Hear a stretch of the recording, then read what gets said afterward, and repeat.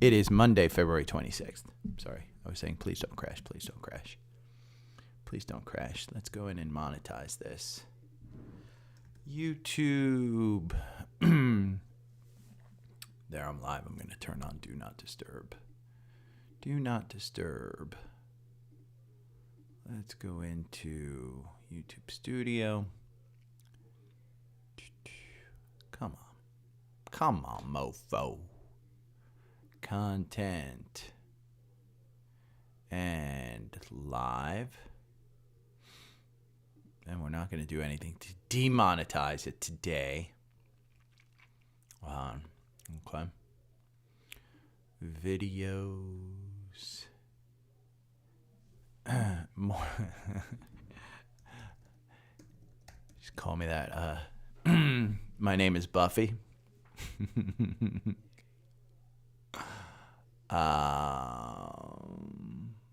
By the way, speaking of that, that Carvana experience was game-changing. That Carvana experience was unbelievable. I cannot believe how good that was. Let me see. Snowflake. There we go.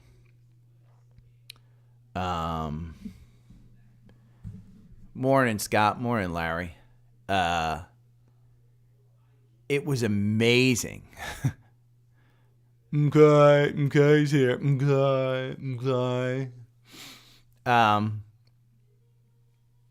Carvana. I honestly, I can't get over it. So, long story short, and this is a very short version. But sold my car, bought a new car from Tesla. They offered me 17. They said, go on Carvana. At the place I went on Carvana. Carvana offered me 22. I took it to CarMax. They offered me 18. CarMax said, hey, they're going to view your car and then they're going to, down their offer it and you should sell it to us. I said, well, Tesla's offering me 17. So I knew the car was worth about 25. I thought somebody would pay 25 for it, but I didn't want to go through the hassle. But I wasn't willing to leave too much money on the table. And so I was nervous when I took it over on Saturday that they were going to ding me down. Lady at Carvana said, sign here and your money will be transferred Monday. Got my money. My money don't jiggle. It folds. I like to wiggle. Faux show. Yeah. So, but the Carvana experience is unbelievable. I mean, really good. Amazing. Just so easy. Sign here. I did have to do extra stuff in the Tesla app, in transferring it over. But that's not your normal car because it's so highly personalized. But it was unbelievable. Just how I'm a big, listen, I'm ready to buy the stock now. It was that good.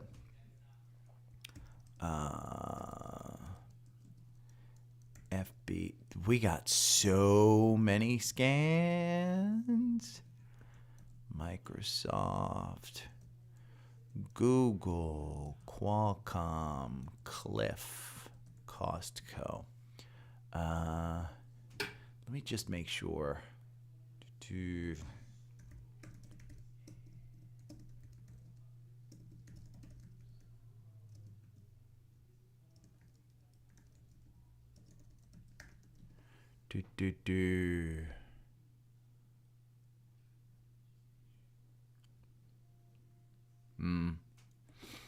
Consolidation. That's what I thought.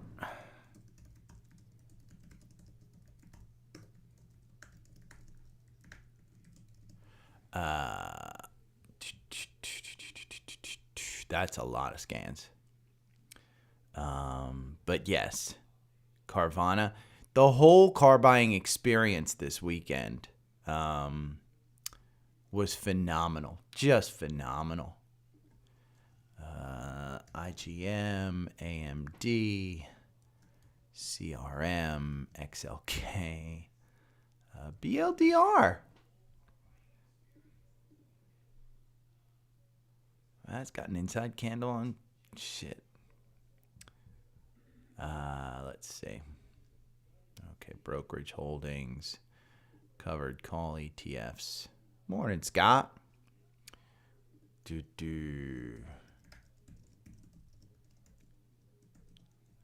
QYLG, JEPQ, DJIA.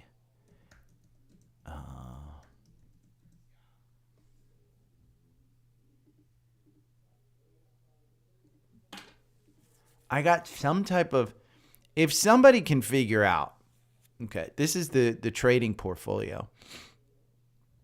And I can't figure out a paid subscriber to the portfolio commented, and I can't find the damn comment. I just can't find it.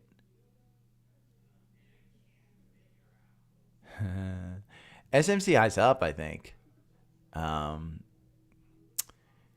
2%. So not to give away the paid newsletter, but here. We'll go to a 5-minute and we'll do extended hours. Data, display extended hours. Let's see. Would I get in right now?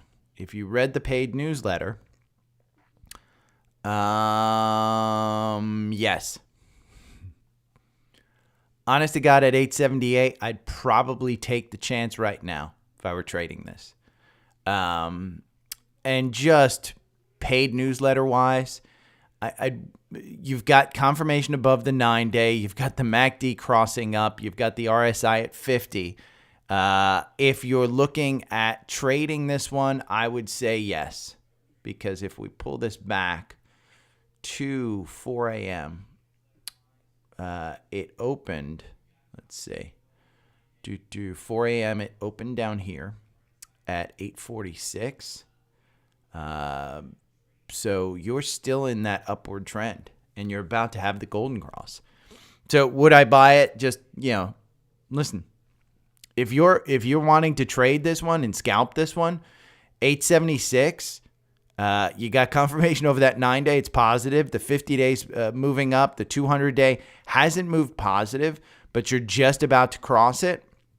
The last time you crossed it, you rejected, but you got to 890. So if you're playing this one at 870, I think you could trade it to 890. Then you watch and you put your stop losses in at 890.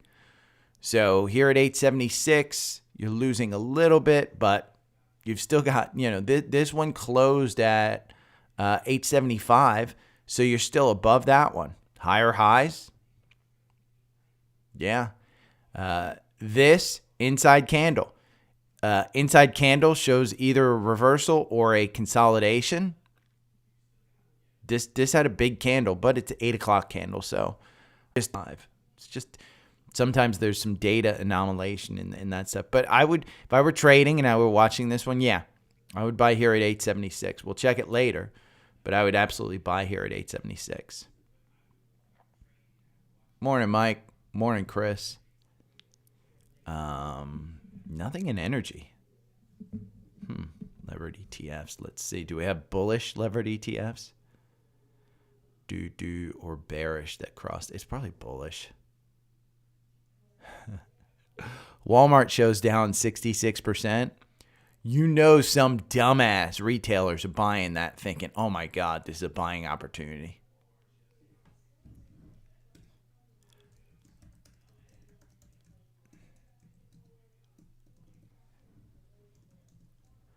NVDL, TQQQ gets a cross up. FNGU, USD, TECL. If you are the person who commented on Savvy Trader, email me. I want to know what, there's a bunch of people that liked some trades, but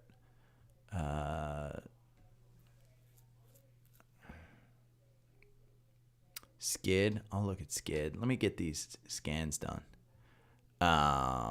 There's the levered ETFs, low cost Vanguard. I don't think we had anything in this. Oh, there are.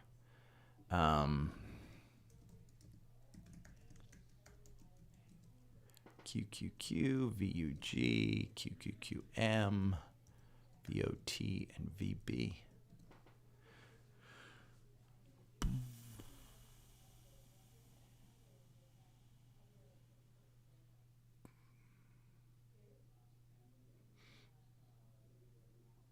Wow.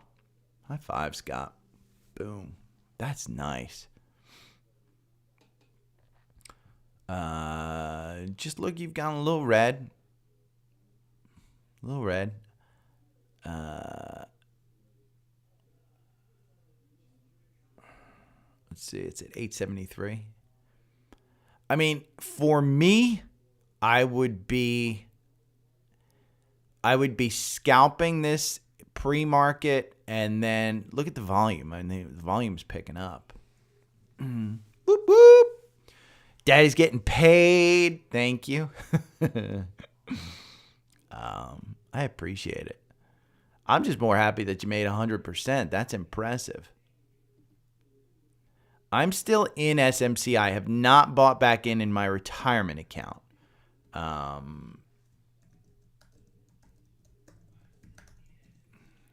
XLK, XLG. I have to text my friend to buy XLG. It got another bullish move.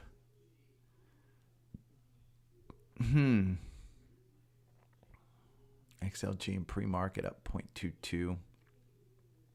Yeah. I mean, it gapped up. This is the top 50. This is, I was setting up a portfolio for a friend over the weekend, and I said, just wants to buy and hold. I said QQQ, XLG, and there was one other one, VOO. And I said split that 3 ways, and then put about 50 to 60% of your money in there. Find 2 sectors, meaning XLK, XLY. Put 20%, 25% in the rest, and then find 2 stocks that you like and buy those. So, I mean, simple way to set up a portfolio that, you should be able to just continually add to over time. And that gives you the trading. That gives you, access to the S&P 500. Gives you access to the Nasdaq. Doesn't give you access to the Dow. You can buy a Dow tracking stock. I don't like the Dow. Is kind of the Dow is the third child of the group, and those of you with multiple, I mean, the third child. If they break a leg, they break a leg. Your parents don't worry about it at that time. Spider. Morning, Daniel. Morning, Nevin. Holy crap. Okay. Let's see. ANET. Entry. Zoom before earnings.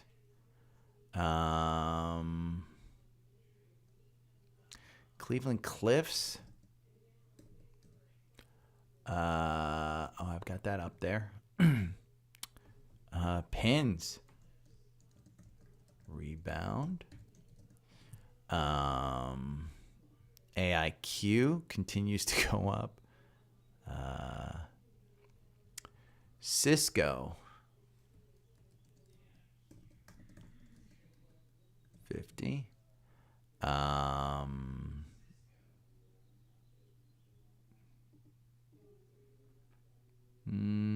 Quality. Deer. This one could bounce.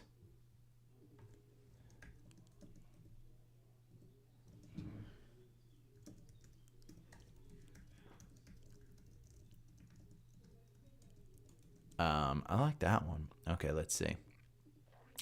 Now we'll go to the Dow.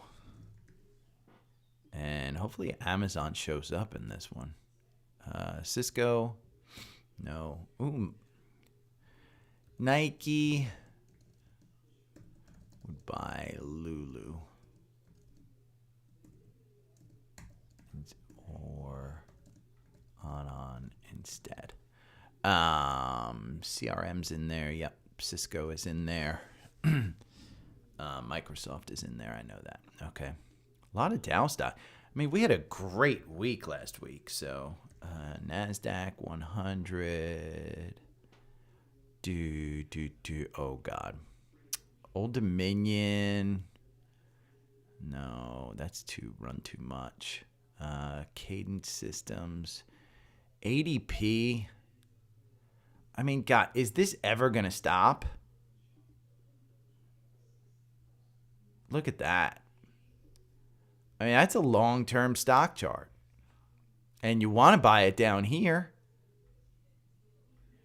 You know, in October, when it was scary to buy anything. But you've got highs to, you can't argue with that. ADP.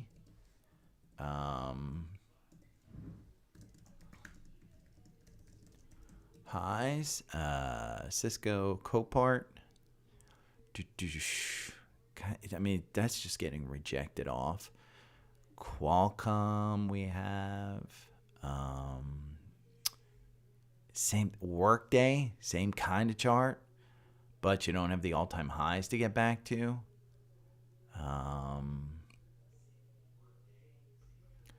Marvell, got NXPI.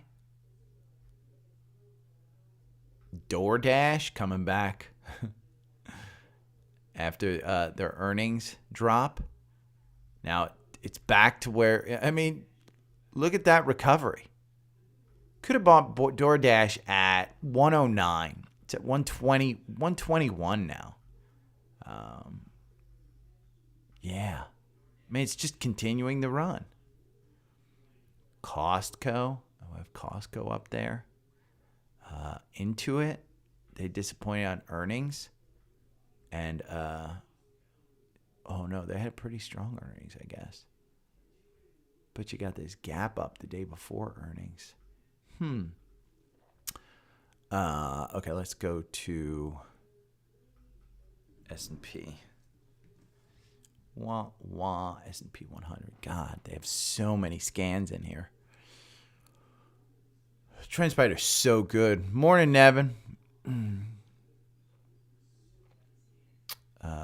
Microsoft, MasterCard. Deere, Amazon, AMD, Qualcomm. Okay, we got almost everything there. Crowd, let's go back to the strategy tester. Crowd, I like. I'm still not in Crowd. And I probably should get in today. I probably should grab my computer right now and do this. Just FYI, I will be going live. I'll show you on the at some point in the next 2 weeks, I think. Look at Crowd. You drop down here at 295. You're back up over 300. I mean, there's no entry there. You got out with a 14%. There's no entry from the algorithm, but I mean, their earnings are coming up. It just covered the gap. Morning, Pavin. Scott, I don't think that's a bad play at all.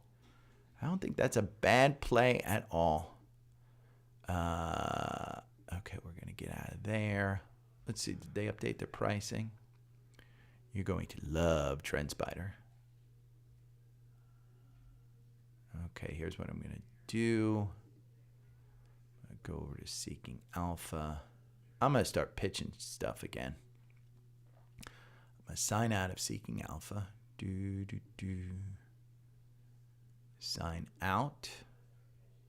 And then we'll go back to this. And then we'll go back there.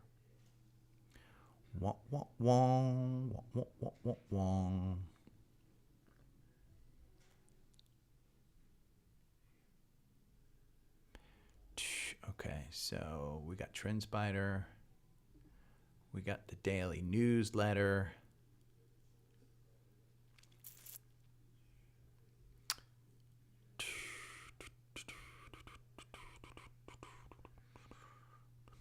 If you notice, I take my picture in the kitchen. That's where I write on Saturdays, Fridays, and Saturdays. I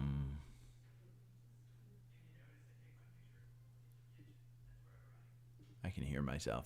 Okay, I can hear myself. Okay.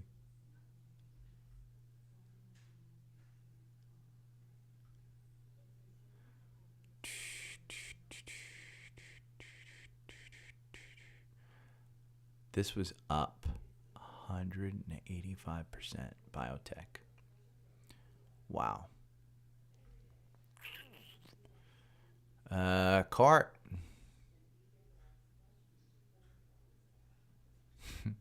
Insider buy from Cart.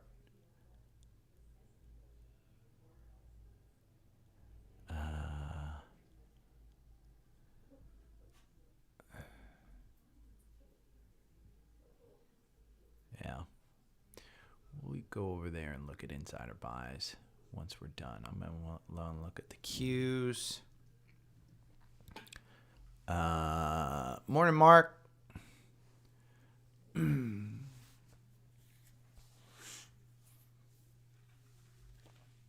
Oh, thank you. I heard myself. So, oh, my back just popped.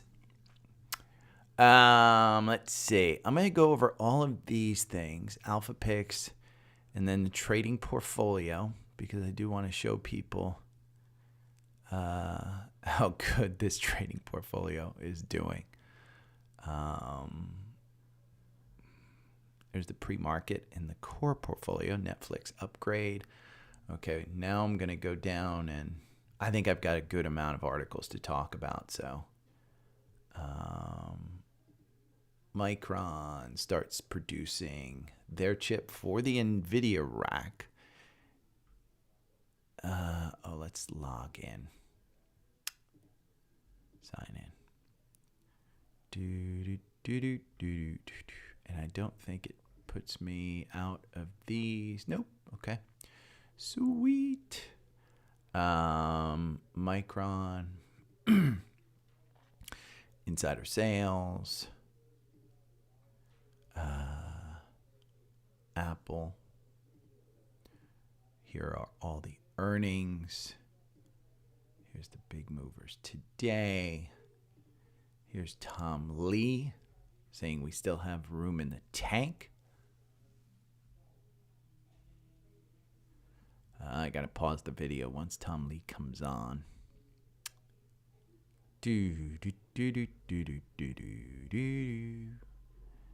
It's a good 2 minutes and 50 seconds.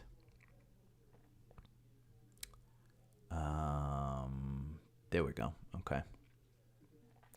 Now the Qs. We have an entry in the Qs.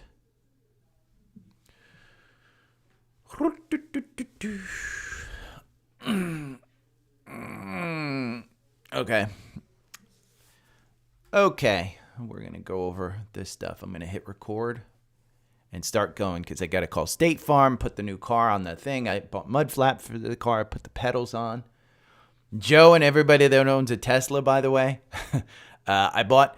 So when I first got my Model 3, I bought the performance pedals. I didn't buy the performance edition, but I bought the performance pedals because they just look cooler. Wow, BYD just released a $233,000 supercar. But the pedals looked cooler. They're silver and black. They do give you better grip when you put your foot on it. They're a little larger than the standard Tesla pedals, but I bought those. So when I was trading my car in, I said, why should I give the pedals to the new owner? I'm just going to put the pedals back on. Well, the performance pedal for the accelerator is just it's a layover thing. The performance pedal for the brake, you actually take the old one off and put the new one on. And it's just a kind of puck. Think of like almost a hockey puck kind of thing that just overlays. But the rubber is like a hockey puck. for the standard, the OEM pedal. So I tried for 2 hours to put the OEM pedal back on. I warmed it up. I did everything. I could not get that pedal back on. Went online. Performance pedals for the new car are $15. I said, I'm just going to put the old one back on. Put the old performance pedal back on. No worse the wear. It took me literally 30 seconds to get it back on. The new ones came via Amazon same day, or it might have been the next morning. Yeah, all is good. Then last night I was sitting there and I had remembered reading on the Model Y how the wider tires, when you upgrade your tires, the wider tires actually cause rock chips on the door because it spits back rocks on the door. So mud flaps are kind of the essential part of that. So I bought mud flaps at 5 o'clock, 6 o'clock in the afternoon. They arrived by 8 p.m. So my entire buying experience, I will wait, but I will buy Tesla stock because the new car is so good. The Model Y is so freaking good compared to the old Model 3. And I sat in the Highland Edition. If you are looking at a Tesla, that Highland Edition, go and test drive that one. Amazing car. And I got to tell you, the amazing part, it's got this LED where you can change the color to any color that you want. That alone would have gotten me into the Highland. Then you add in that it's got perforated seats for cooling and heating, whereas in most other Teslas, the Y and the 3, you don't have perforated seats. That would have gotten me in there. The cool steering wheel with no stalks, that would have gotten me in there. What got me out of the Highland and not buying the Highland? Oh, the soundproof interior. It is unbelievably quiet. Like, we're talking Mercedes level quiet. What got me out of the Highland and into a Y? $7,500 rebate. For some effing reason, the Highland doesn't qualify for the $7,500 rebate. So, yeah, Scott, I have a friend. If you are in, let's see, Southern California, you should see if you're in Lucy's Kitchen. Let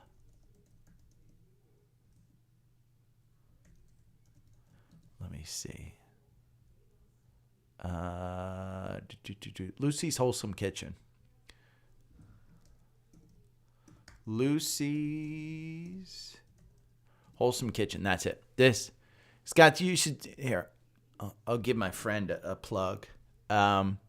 This is an amazing service. Lucy is an amazing chef. Phenomenal. They have not had one bad review on their food. The complaint that they get is they basically use DoorDash for the delivery. So this is a great service. Think of it like HelloFresh, but better in the fact that you order it by 3 p.m. that day, and it's delivered to you by 6 p.m.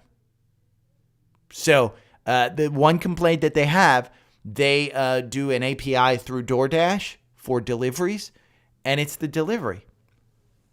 So it's interesting, but yeah, and these prices, by the way, the prices may seem like a lot. A, you're in Southern California. B, it's serving 6.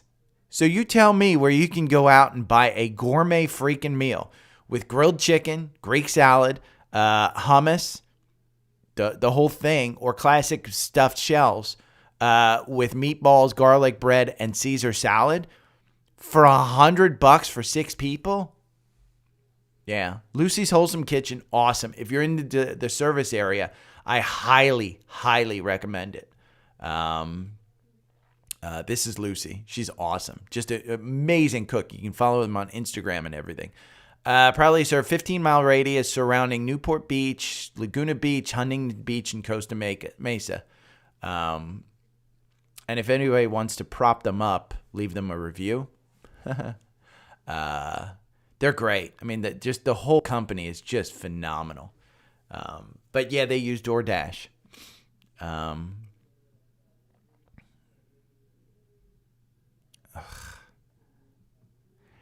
Scott, I am a middle of the road person, but I will tell you I got out of California because of the taxes. I think your tax situation there is out of control, ridiculous. And I think people wanting to up the minimum wage is out of control and ridiculous. I do think people need to have a living wage, and I think some business owners do take advantage of people. And I do think people have to work. Shit. Okay, I started my career in California. Now, I had a bunch of cash. I knew how to trade stocks, and I didn't have a family. But I started my career in California in 1996 at the whopping salary of $28,000 a year. Found a place to live, crappy place to live. Found a job that I liked, worked my way up. I don't think when I left California in 2003, I think I was making $50,000. So it's not like my salary went up. And I was, getting any benefit out there. I had enough money in the bank that I didn't have to worry about things. I didn't live extravagantly, but I lived. It was great. I loved my time in California. I almost bought a townhouse for, I think $300,000-$400,000. Now, mind you, you couldn't do that today. But it's not like a $50,000 salary in 1996, 1997. No, I think 2000 I got my bump up after I led them through the 2000 bug, the Y2K bug. But I wasn't anything wonderful. Okay, let me hit record now. I'm going off. I'm rambling. Okay.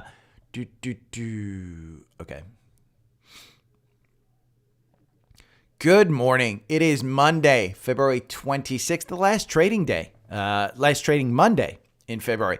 It is also welcome to Dow Day, where Amazon joins the Dow and Walmart splits 3-for-1. Now, I'll show you in the upper right-hand corner of the screen, Walmart is in the core portfolio here in TrendSpider, and on other data services it will show today, down 66%. With retail being back, there are dumbasses who will 100% buy this stock thinking they are getting a 66% off discount. There are dumbasses who are buying that. The split means nothing. In the old days, it means a lot. To have a Dow stock, Walmart gets more weighting in the Dow than Amazon because their price is lower, but it means very, very little. Do you want to buy Walmart? I say just buy it and hold it. I've got $5,000 in there. I think it turned into $10,000 over the years. Just buy it and forget it. That's a stock that you just buy and forget. It is a well-run company, a good company with good products, good profits, and good management. They have really good management. Whatever you believe about them paying wages or doing whatever, it is a good company that provides for the shareholders. And yeah, we got some big insiders too. Let's talk about the Qs. So to start you off, the Qs, we have an entry, 438, 38.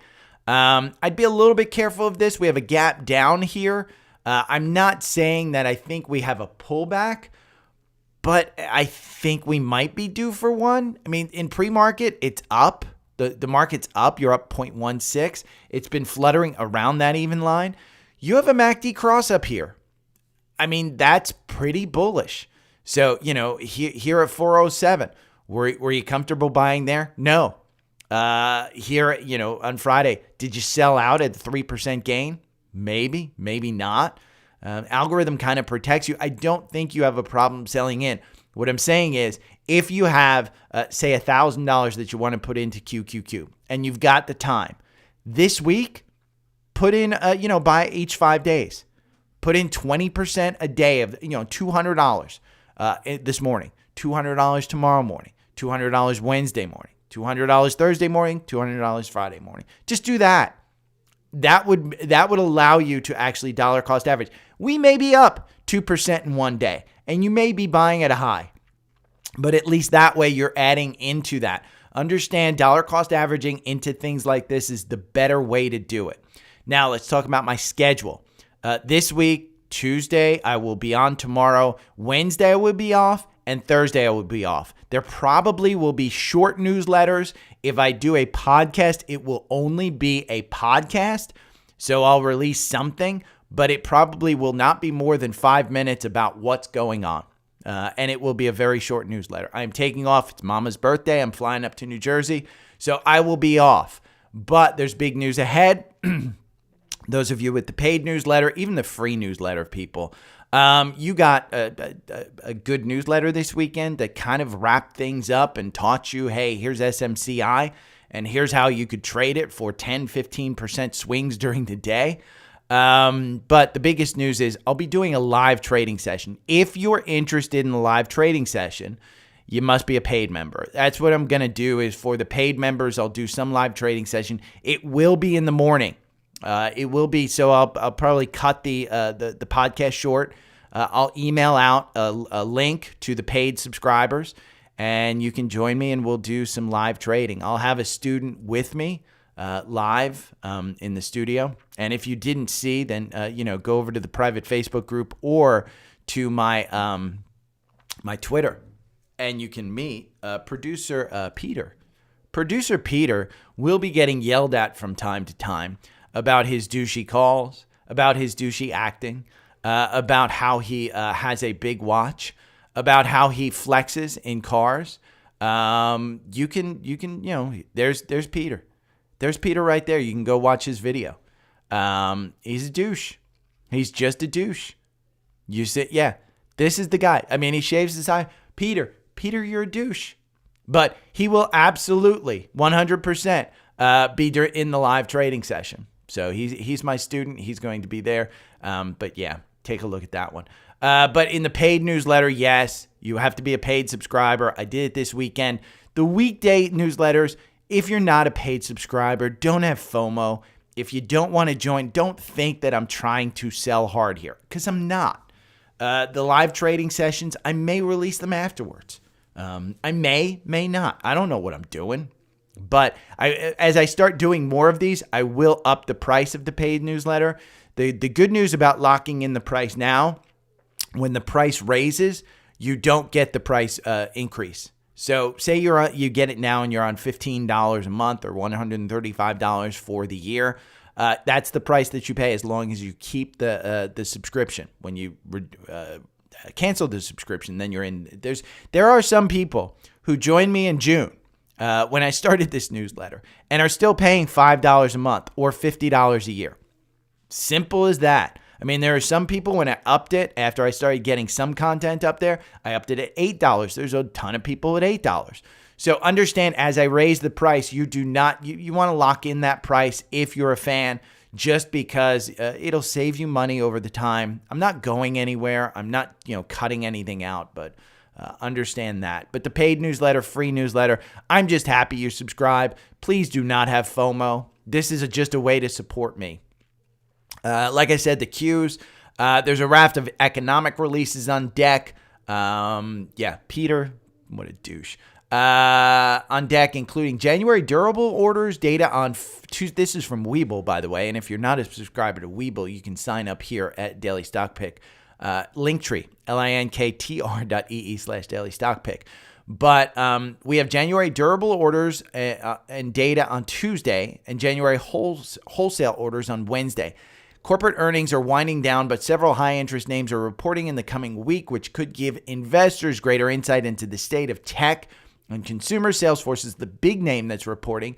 It's due out on Wednesday. Restaurants and several other major retailers on deck, like Norwegian Cruise Lines, AMC. I would not trade AMC on earnings. JM Smucker, I might trade that one. Hormel, Anheuser-Busch. Norwegian Cruise Line, I think it's probably a good trade around earnings. CNBC, Tom Lee says we still have gas in the tank. I mean, Tom Lee has been so right. We still have room in the tank. I think I think we see. I don't think we're at the all-time highs yet. I think we set more during this year. But I do think we see some pullbacks that are incredible opportunities. And one of the things that I said in the paid newsletter this weekend was understand that you've got to have patience. If you feel uncomfortable buying at all-time highs, it's not supposed to feel comfortable. Just like back in October, it was not comfortable buying at these lows. Look at the charts. Look at the data. The data supports the earnings that we have. The data supports the moves that we have. Just understand you've got to be comfortable with afterwards when you're up. I mean, I don't want people coming back and going, God, I should have bought down here. No, if you didn't buy down there, then that's fine. You still have your money in the bank. If you did buy down there, you have more money in the bank. Well, unless you didn't sell because it's unrealized earnings, because we could go back there. But yeah, this was a good one. Biggest stock movers today: Li Auto surged 7% following impressive Q4. Teva Pharmaceuticals up 5%. Domino's Pizza 5% after the Q4 comparable sales exceeded analyst expectations. Biggest loser, Lunar. Their module, Brandon, sorry to tell you, their module tipped over, down 30%. It's doubled. So that's not a bad thing. It's doubled. It has absolutely doubled, but those are the biggest movers this week. There was a meaningful Buffett's shareholder letter. And I don't know if, it's not from this article. This one. It's from this article. And it's from Stock Insider Sales. We'll go over kind of that thing. But one of the things I want to point out, there remain only a handful. This is directly from Warren Buffett. There remain only a handful of companies in this country capable of truly moving the needle at Berkshire. And they have been endlessly picked over by us and by others. Buffett detailed in his annual letter. Some we can value, some we can't. And if we can, they have been attractively priced. Outside the U.S., there are essentially no candidates that are meaningful options for capital deployment at Berkshire. All in all, we have no possibility of eye-popping performance. Understand, Berkshire is at an all-time high. I mean, this is trading like a tech stock. It is soaring. Look at that. I mean, that is crazy, crazy performance. In the algorithm right now, you're in a 20% gain, 12 or 13. 13%. If you got in there, you're in a 13% run. The MACD is up at 5, way over the oscillator. I mean, look at that RSI at 82. Berkshire is at 82. And in pre-market, we're up 2% to all-time highs. I mean, let's go to a weekly. The weekly is even more impressive. Look at that. I said back here, this one's going to reject, but it's going to come back. I drew this line, I believe, back in October. I said it's going to come back. We saw some capitulation, some resistance there. Not to be worried. I mean, it's Warren Buffett. That's the whole reason I own Oxy, is because of Warren Buffett. So understand, we have some opportunities to trade, but like Buffett says, you got to be careful. You're at all-time highs. There's nothing eye-popping out there. The eye-poppers are going to be the growers, and that's where you want to invest in. That's where you want to trade around. Big earnings this week. CRM, Zoom, Devon, Macy's. Macy's is under $20. We've got Okta and we've got Mara. I mean, look at Macy's stock. They report this week. I think it's Wednesday. Let's see. On the algorithm, where are we? We're capitulating right here between 18 and 20. You're trading right now at 1945. Their earnings are coming up February 26th, so it's after the bell today. Look at the MACD right along there. Is the consumer good enough that they're shopping at Macy's? Is Macy's going to announce that, hey, we're looking at buyers and they're looking at the $25 price range again? Maybe. I mean, that's a good one. Snowflake. I've said buy Snowflake between 150 and 200 the whole time. It's at 229. You tanked down here to 214. Did you get it before earnings? They're on Wednesday. The algorithm got you out with 13% gain. You may have a MACD cross up here.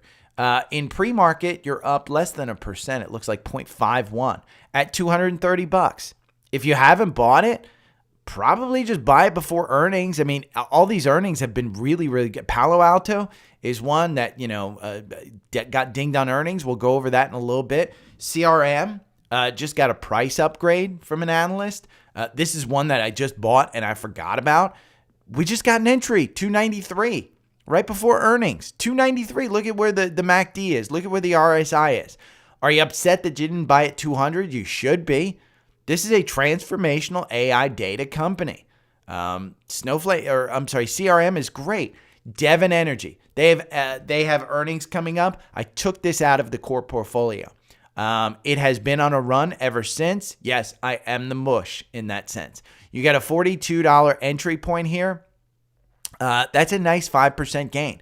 Do I expect you to have blowout earnings? Do I expect them to up the dividend? No. Honestly, I would be a little bit worried. I do own about $12,000 worth of this. I think it's using that 200-day at 41 as support. The channel was created and the stock's been trading within this channel. And that's the trend. I don't, if we expect it to see a reversal, then I'd rather buy it at 45 or 48 when it gets up to 55. But energy just hasn't been great. We have Okta coming out. I think with that, this is in the Seeking Alpha picks. If you're interested in Alpha picks, go over here. Want to beat the S&P? Click here for more information. Alpha picks. It is 2 stocks per month where you get it. You get a $50 off coupon. Look at that performance, 105% since July 1st, 2022 versus 32% in the S&P. That's nothing to sneeze at, but 105%, you get 2 data-driven stock picks each month with analysis. If you're new, this is what you want to subscribe to. You get $50 off if you use my link. Subscribe now. It's a data-driven portfolio. Fantastic results. Everybody that's gotten it, happy with it. Here's Okta, though. Okta, I think it's in that portfolio. It could be. I forget if it is or not. But here, let's go over here since we've got the earnings up. If you want this article, by the way, it outlines every day what's expected. HP Thursday. You can see Mara's reporting on Wednesday. TJ Maxx reporting. Zscaler on Thursday. That's a cybersecurity stock. A strong buy rating from the Seeking Alpha's Quant. Plug Power. Those of you that like alternative, I forget what it is. Is this nitrogen or something? I forget what it is. It might be natural gas. Plug Power, I don't think you should invest in it, but they could have some blowout earnings. Let's look at the alpha picks because I want to look at the portfolio real quick. SMCI is in here. Okta's in here since that's the newest one. It's down 6%. Are they going to report a good quarter? Are they going to pop? You could see that. I mean, again, if you're in alpha picks here, you get an article on Okta, why it's a good buy, why they think it's going to outperform. So tailwinds from remote work, AI, and the need for cybersecurity are fueling this top cloud-based tech stock, significant revenue. If you're new to investing, this is the place you want to be. Yes, it's $449, but they have the performance behind them that puts them in the stratosphere of, hey, they have a couple of 10 baggers. That means you 10 times your money in a couple of these. And it's since July 1st, 2022. So, but Okta's one. The one that I wanted to look at, Mara. Take a look at Mara because this is a Bitcoin miner, crypto miner, I think, totally. It is up, 10%? No, it's up 1.54% at 24. I don't expect this one to have any blowout earnings, any crazy. It is expensive. Understand, Mara is super, super expensive. We're looking at a forward PE of 1,573. A price to sales of 20.61. Year to date, you're only up 2.13%. The average target price from analysts is $19.75. You're trading at $23.99. This trades more on Bitcoin than it does on earnings. So if you think Bitcoin's going to go up, you can see this thing rejects right off of 30. So if you want to buy it at 24, at some point in time when Bitcoin gets a bid, it will go up to 30. But there's your biggest movers and your earnings. Secure this stock. Just so you know, Apple, I haven't sold Apple. I haven't, bought any more Apple. I think with the earnings that they announced, I did get like $2,000 of Apple up here at like 186 or something. It just automatically buys on news. It got a bid on Friday at 185. It crossed up. The MACD is well low.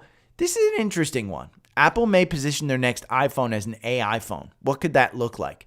Great article. Apple has been underperforming the market. That's not anything that is news to anybody. I am underperforming the market because Apple is such a big portion of my portfolio. The rest of my portfolio is outperforming the market. So sometimes you have to look at those things where if you believe that the stock is going to produce a significant return for you long term and you don't necessarily want to trim it, that might be the reason you are underperforming. That's okay. The algorithm makes you 28%. If you're interested in this algorithm, by the way, here, TrendSpider, go over to the link tree first, sign up for TrendSpider. Once you're signed up for TrendSpider, you use this email link and email me. I'll send you back where you can import stuff. $892 for the year. If you want to try it out for a month, it's $129. But I will send you my algorithm. You can try it out. Here in the algorithm, Apple makes you over 2 years, 28% in the algorithm when it tells you. See how it tells you to get out? See how, in with the 185 right there? See how it tells you to get out? For this one at 185, I would probably wait to buy this. In pre-market, you're down 0.1% at 182. The buy here on Friday was 185 on that one. The MACD's low enough that I don't think you're bad at buying at 182. What I'd like to see, though, is more of a conviction buy over the 9-day EMA. Your 50 day is still moving positive. Your 200 days moving, your 50 days moving negative. Your 200's positive, and your 9's kind of taking a short and medium. You're kind of looking weak. Those Bollinger Bands aren't cinched up enough to tell me that, hey, like back here. See how they cinched up and then boom, you made this move? That was a great move. I mean, if you bought back here, you're a nice 6% gain in Apple, which is a stock you don't mind holding if you're down on. I don't think that we reached this 170 mark. We have put in enough time here. If we look at a long term of Apple, again, that 185, it's trading at 182. That 50 days providing you support right now. So the 50-day has been, when you've gotten under that 50-day, buy Apple. I mean, this goes all the way back this weekly. Whenever you've gone under that 50-day, buying Apple was always a good move. Now, the long term, here's the weekly. That MACD is still crossing down. That RSI is still going down. It's at 48. So be a little bit careful, but read this article because I think it does point out, A, Apple's going to be big in AI. B, they can make AI on their phones. And with the ecosystem that they have, that's huge. Next article. This one, stocks, sales, and cash pause. This is a great article because we've heard a lot about insider sales. The Walton family sold $2 billion worth or $20 billion worth of stock. If you go over here to FinViz, if you want to know the big stock sales, just go to FinViz down here, and you can see the biggest one was IOVA, which is Iovance Biopharmaceuticals. This dude bought $45 million on February 20th. Ravi Gupta bought $28 million of DoorDash, Cart, which is Instacart. Robert Nielsen bought Prime Medicine, $20 million. You know who sold? Amazon, Jeff Bezos. You know who sold? Robson Walton, Walmart. Ton of Walmart sales. So $860 million. I think it was like $2 billion. Bezos has been selling billions of dollars. Now, this article points out, what does this mean? Not a whole hell of a lot. While the personal moves make splashy headlines, it's important to recognize that many CEOs or founders wait until stock hit record highs to cash in and diversify their wealth, which is the case in all the firmly established companies mentioned. So that's essentially what they're doing. Berkshire announced buybacks. That's all they're doing. They're using their cash to actually, say, hey, we're reallocating this money. Even though Berkshire's at an all-time high, they're buying more. So understand that. A couple of stocks I wanted to look at. First one, NVIDIA. Now we have a cross-up on NVIDIA. It's in the core portfolio. It is under $800. It's at $796. It's up 1%. From a just me trading perspective, again, 3 days. Today's the day that I may look at buying this one. It closed at 78.88. You're up at 796. What worries me a little bit is the inside candle. Inside candle typically means either consolidation or a reversal. With this gap, this gap should provide support, but no reason to buy today. This was from last week. Wait until the next week when things start to settle down a little bit. I'm kind of thinking that the RSI, see how it's kind of get down a little bit? We're going to go into stratosphere again. I think you're going to go all the way back up to this. I mean, if you want to buy it right now, the high here was $823. $823. So if you want to buy it at $788, $790, you have $823 in it. Come on. Come here. Hey, come on. Okay. Sorry. Oh. Oh.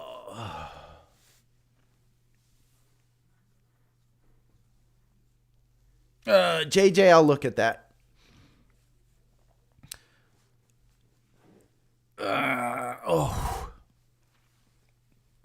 Okay. My back is hurting. So yeah, NVIDIA, for me, I'll probably just buy it. Again, it's just one of those that I'm going to sit and hold. One that I want to point out that, again, it's a buy. In my mind, it's a buy. Zscaler's coming out with earnings, like we said. This is filling the gap. 281, you had this gap down here from 363.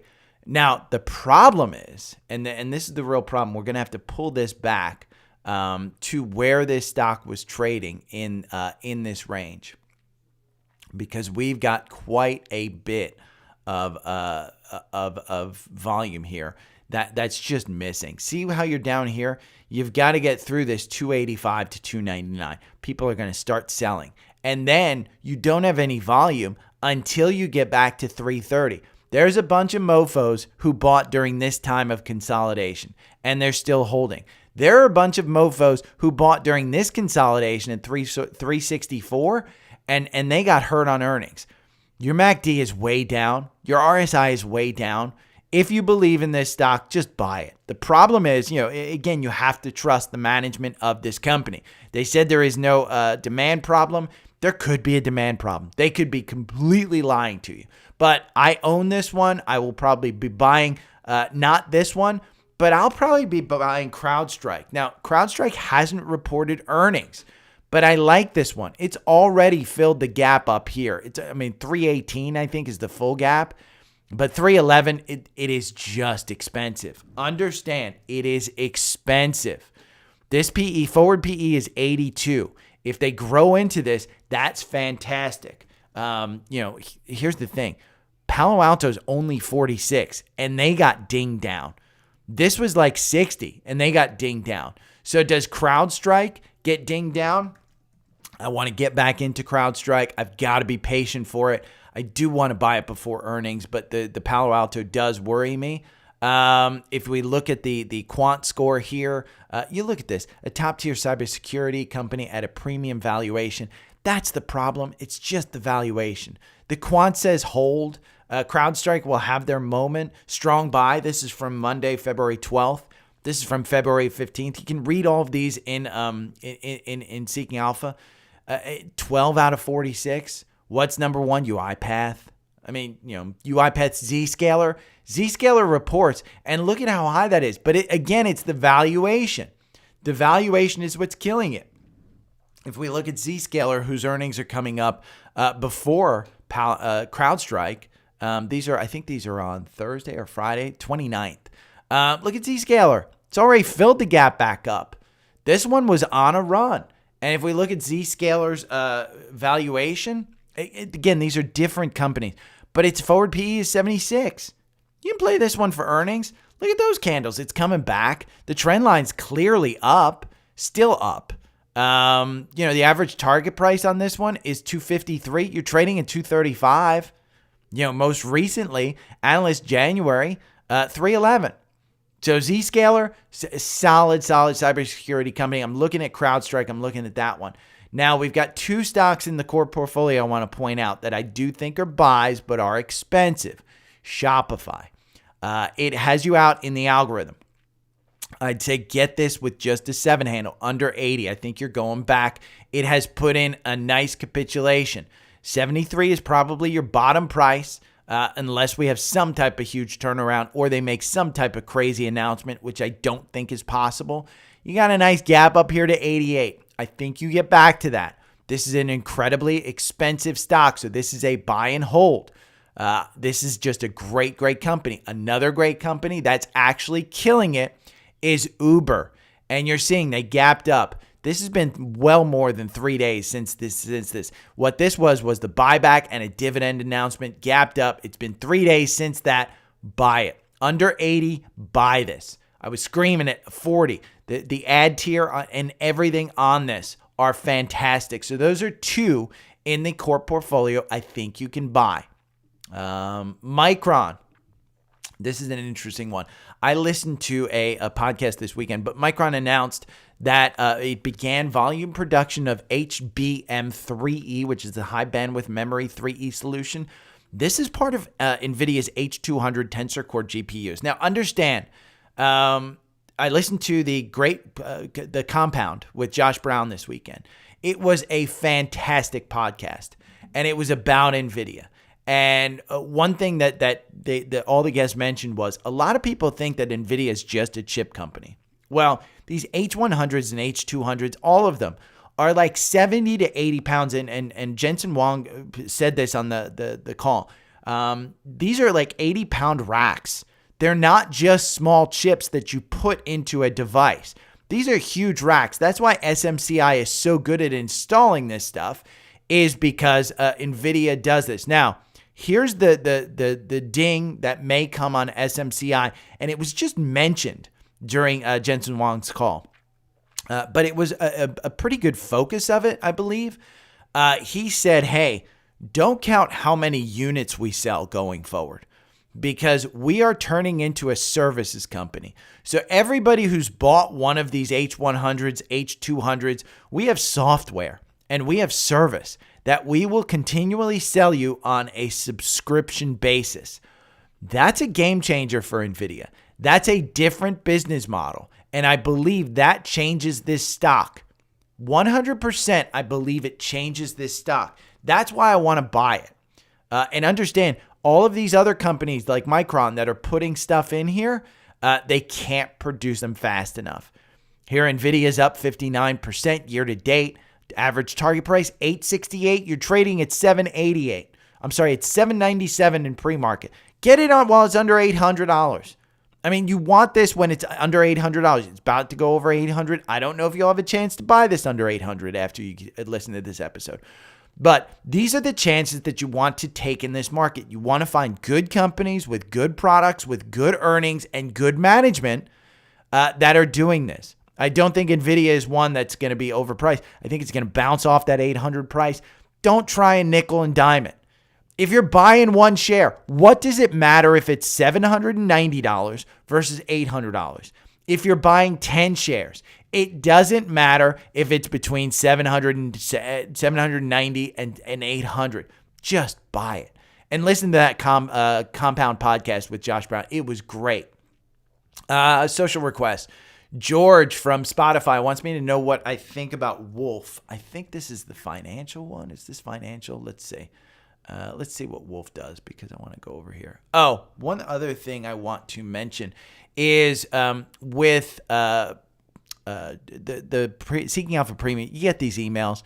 This is your daily summary that you get when you import your portfolio. It's fantastic. Two that I want to call out. Netflix got an upgrade. This is a $700 stock. Just buy it.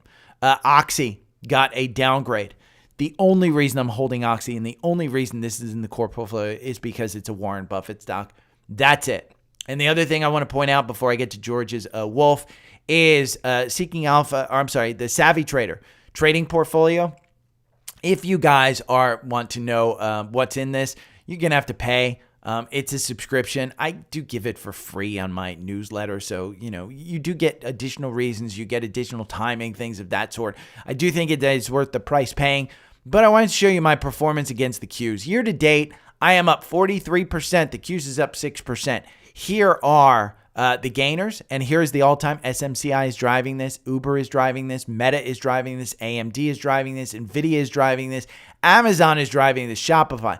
What are my herders? It's Docu. It's PayPal. It's Pins. It's Mara. It's IONQ. Mara, I've just held on too long. That's it. Pins, I bought it. Mistake. DocuSign, bought it. Mistake. PayPal, bought it. Mistake. All of those will go away. IONQ, I can sell that for a gain. That's going to pop up to 13. But if you're if you're one of the paying subscribers on this one, that's great. If you're not a paying subscriber and you don't want to pay, just subscribe to the core portfolio on Savvy Trader. That is 35 stocks where, again, I go over these things all the time, like I just did. But even this one, this is an even weighted portfolio. This is an even weighted portfolio of 34 stocks. Okay? There's your NASDAQ at 6%. That's great year to date. The core portfolio, which is even weighted, is 17% up. It's driven by SMCI, NVIDIA, Uber, Meta, Lilly, Costco, Amazon. A lot of these you don't see in the trading portfolio, like Costco, like Lilly. Those aren't tradable. Palantir, I don't own it in the trading portfolio, but I will trade it again. Qualcomm. Again, this is a portfolio that I bought at the all-time highs in June of last year, and I've added to it and taken it out. What I do is when I take a stock out, I take 100 shares out, and I put 100 shares of a new stock in if I buy it. If I don't buy it, I just take 100 shares. Devon, I took out of this portfolio. I should have. Yeah, I'm pretty sure. Yeah, I did take it out of this portfolio. I took it out, so I just sold 100 shares.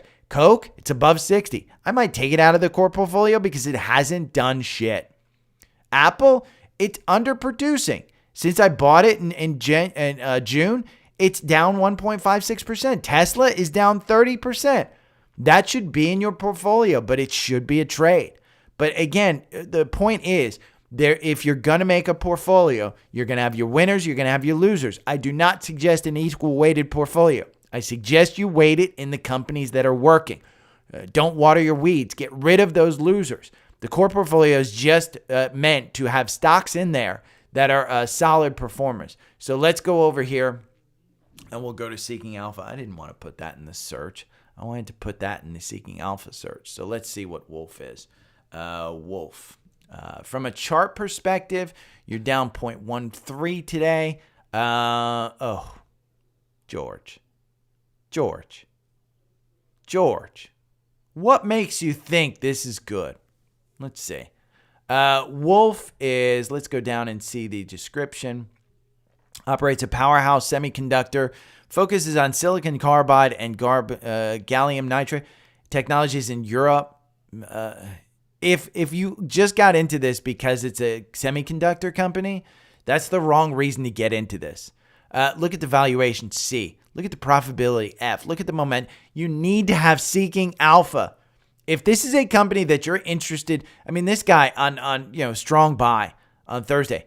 Look at the analysis. He's going to tell you more than I am. I'm going to tell you from a chart perspective, from a valuation perspective, I want nothing to do with this. I want absolutely nothing to do with this. Let's see. Wall Street gives it a buy. What's its average? You'll have 5 strong buys, 3 buys, 8 holds, 2 sells. Your average is 41.43. You're trading at 23.78. Do not buy this one. Look at that price target just going down. Now, all they're doing is taking that price target down. The monkeys are just taking the price target. Do not buy this one. That I don't even have to show you a chart. It's not worth it. Brandon, new listener to the podcast, he emailed me. Enjoy listening, newish to investing, and enjoy learning in stocks. I was curious your thoughts on SYM. Let's see, SYM. What's SYM? SYM is Symbotic. Let's get rid of that. I hate that Apple Safari does this to me. It's a sell in the quant, a pretty hard sell. The average target from analysts, you have 10 analysts, 10 strong buys. Wow. Wall Street really likes this, but the quant really doesn't. Let's see the summary. Symbotic. What do they do? An automation technology company engages in development technologies, blah, blah, blah. Let's look at them over here because I want to see Symbotic, SYM. This is a $21 billion. It's not on any index. I'd be careful. Specialty it's industrial. Year to date, it's down 21%. Something's up with this. The average target price 54. You're trading at 40. Something's up with it. February 7th upgrade with a $50 price target. You're trading right now at, let's see. Let's look at the chart real quick because let's look at the 4 hour. This one doesn't seem as bad as Wolf, but it still seems bad. There's nothing to trade here. I mean, they had their earnings. They're losing money. I can't imagine why. This one, again, I trust the quant. I trust the quant. Let's learn why it's bad. Characters, the company has returned common equity. Yeah, it's losing 656%. While the industrial sector is up 12.3%. I mean, again, when I say this kind of stuff, I mean, look at this. 70 out of 75 in the industry. What's the number one? SKFRY. This is from machinery stocks. MLI. I don't understand any of these. I don't know anything about these, but Brandon, I'd probably, if it were me, if you have knowledge of this, you know better than I do. From an actual stock standpoint, what I'm seeing no support down here. I'm seeing it filled this gap down to 38. You might have a nice little rebound. Might be good to trade. If you want to know how to trade it, my paid newsletter right here using candlesticks. But I would say this doesn't interest me. Nothing about it. Nothing about it. Now, mind you, you're up 306% in 2 years. So from a long-term perspective, this seems like a good one. But they're not making money. I would say this is all hype. They're not making money. I mean, I can't imagine why this went up like that, but you know better than I do. Edo Surf. Hey, love the pod. I'm long in Jumia and wondering what you think touted as the Amazon of Africa. They're turning the company around, cutting losses on the road to profitability. The road to profitability is often led with, I mean, let's look at the downside of this one. We'll look at the long term because the long term is what you want. Your 50 days starting to turn. You have some type of confirmation up here. Your 200 day just appeared. It's below its 50 day. This was all hype. That was 100% hype. If you are looking at this one, I would probably look here. And yes, I mean, just like Melly is touted as the Amazon of Latin America, this is touted as this. Its valuation is crap. Its growth is crap. Its profitability is crap. Ranked 22 out of 31. I don't like this one. This is one you can trade. I mean, I don't think that I would necessarily they're losing $104 million. Cash on hand, they have $100 million. They're going to dilute you. There's no reason. Here's the thing that I want to tell you. And if we go back, you can look at Amazon. Amazon's a good one because Amazon didn't start turning a profit for a while. And let's look at we'll look at the monthly. Well, let's go to the quarterly because we can go back. Okay. Here's Amazon. Here's Amazon in 1999. I mean, did you want to buy it at $4? Sure. Today it looks like a great buy, but they weren't making money. And so, here, this is down 92%. In 2 years, it's down 92%. They weren't making money. Even during this time, they weren't making money, where you were up 600%. You were up 600% and they weren't making money. Then you consolidated. I would much rather buy a company here in 2007, let's say 2008, and lose 61% because they were making money, but then the housing crisis killed you. But if you bought here long term, you don't mind this. They were making money. You're up 2,000%. They were making money. This is the point. You don't want to get into something when it's not making money, because Amazon could have easily gone the way of Jumia and lost everything. So Ito, not something I look at. Here's George's second one. He wrote another one. Hey, Gary, semis going crazy, but Wolf got hammered. I know silicon carbide getting the boot from Tesla was a big deal, but hard to figure out why somewhere in the future. George, just get out of Wolf. I mean, semis are on a roll. Why would you get into a loser? That would be my point, George. There's no reason to even look at that. Your semis are on a run, a legendary run. And I would not even worry about Wolf. Don't worry about it. I mean, if you're in it, cut it. Don't water your weeds. It's shown to be a loser. Steven, IDEX. Steven from Spotify, IDEX. This is Ideanomics. Let's see if this is a good idea. Nope. I mean, IDEX. What do they do? Let's see. Ideanomics. Farm and heavy construction. It's an industrial. Your industrials. Here, let's look at this. Okay?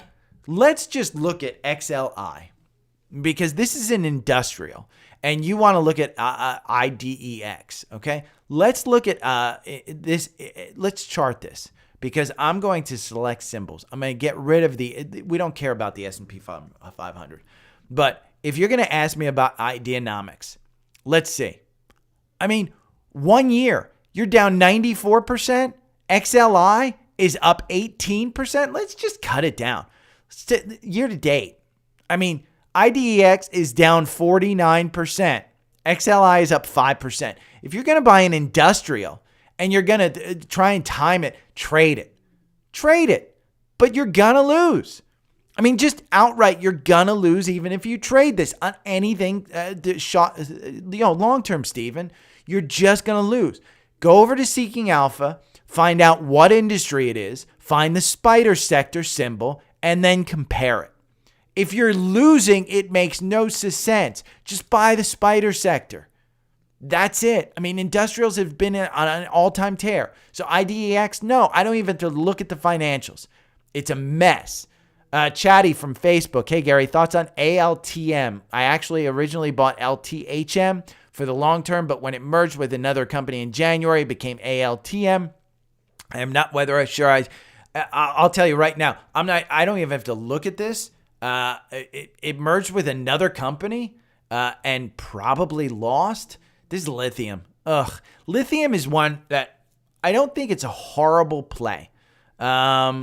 It's down there.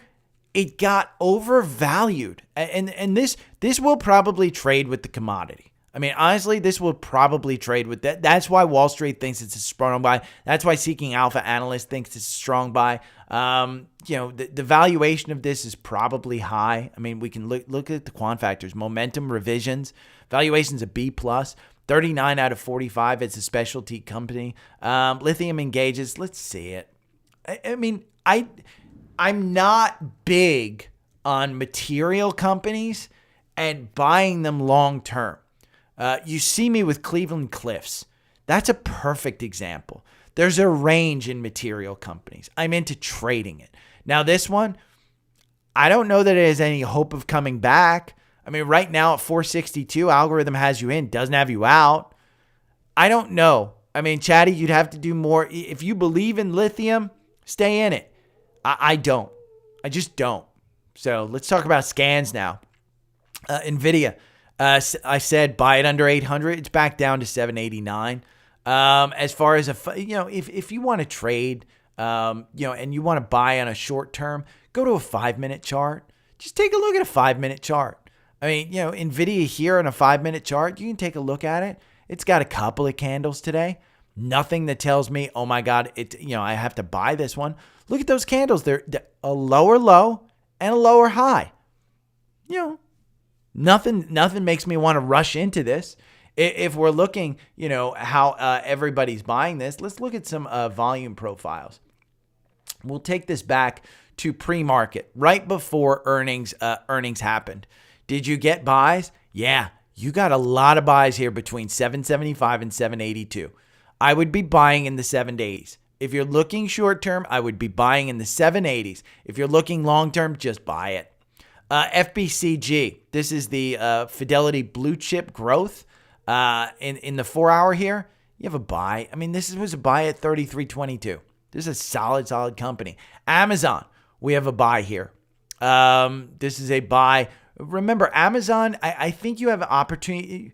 The algorithm just hasn't gotten you in since 152. You're still in it. All-time highs, you still have room to all-time highs on Amazon to about, 187, 188? All-time highs. The Qs. We talked about the Qs having an opportunity. This was, you're down 0.09. The Qs on Friday, we had a buy-in here at 438. You're trading at 436. If you want to buy the Qs, buy the Qs. Microsoft has a buy. I said get it under 400. I think it dipped under 400 for a little bit. Uncomfortable to buy. Then NVIDIA pushed it up. It's at 409. Long term. Just buy it. Google is an interesting one. Brad Gerstner tweeted out an interesting tweet that I actually retweeted.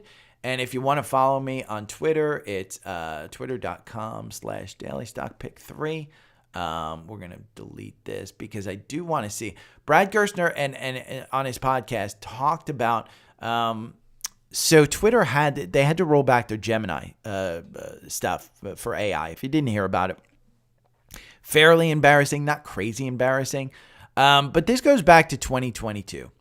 And essentially, this is Brad saying, if you own growth stocks this year like we did, you got your face ripped off. This is 2022. As a hedge fund, we expect to lose less than our indexes on the way down. This year, we lost more. Our big flow of 4, blah, blah, blah. He goes back to this. Now, he posts about how good the Meta and Uber and Microsoft did, all of those. Here it is. The cultural mess at Google, which is now a product and business mess, is not surprising. See below my debate, but it appears Sundar, what he's saying is it's a cultural issue. And it's on his podcast, the 2Bs. This is good. This is a really, really good one. Episode 122 of the pod. Especially Sachs on AI, but Friedberg take on Google. Bad analysis conclusion that makes him an apologist for the age of excess and the bloated culture at Google. Google needs to do what Elon did at Twitter, which is cut 80% of the workforce. I think that would be what would get me back heavy into Google. Until then, Google, in my mind, I think you're just taking a chance. But it's a chance that, hey, in long term, I think they're good. Google's opportunity has always been in search. And with AI and what OpenAI is putting out there, I think their search revenue is just, it's in danger. But I'm still long Google, still hold a ton of Google at under 100. So I'm still good in holding that. But at times I'm pretty sure I'm going to trade that one and trim it. Qualcomm, chips are just going nuts. Qualcomm is one. We're in the core portfolio here. I think it's $170 stock in a healthy environment. 148 was the initial buy-in. Cleveland Cliffs, we have a cross-in. Ones that I want to point out, and there were a lot of buys in the scans. So understand the scans are just, hey, these are solid. ANET, Arista Networks. This is ANET. This is a solid company. Gets you in here. 267. Now the algorithm underperforms the asset, but you're clearly in an upward trajectory. Remember, long term, you want to be in an upward trajectory. Part of trading stocks is understanding higher highs and higher lows are good. Lower lows and lower highs are bad. And you want confirmation on that. If you don't understand that, I would suggest signing. It's $15. Sign up for the monthly on the paid newsletter. Just read this article. It is solid. Candlesticks, the education about what I look at. That's what that is. So this, Arista Networks, higher highs, higher lows. Solid company, gets you in.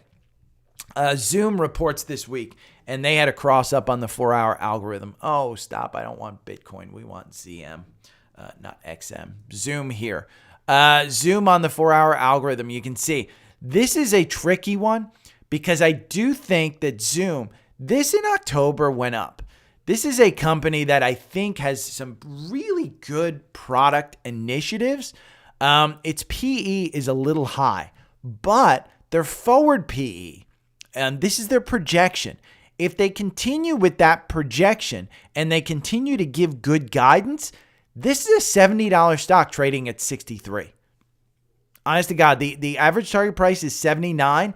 I think this is a $70 stock trading at 63. And their earnings are later this week. Look at this. January, downgrade, $60.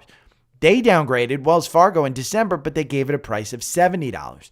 If you're looking at insiders, they're selling, but they're selling closer to 70. I mean, there were some sales here, but again, insiders, you take it with a grain of salt. I don't know that they necessarily think that it's overvalued, but they have to get the projection right. They have to get the guidance right.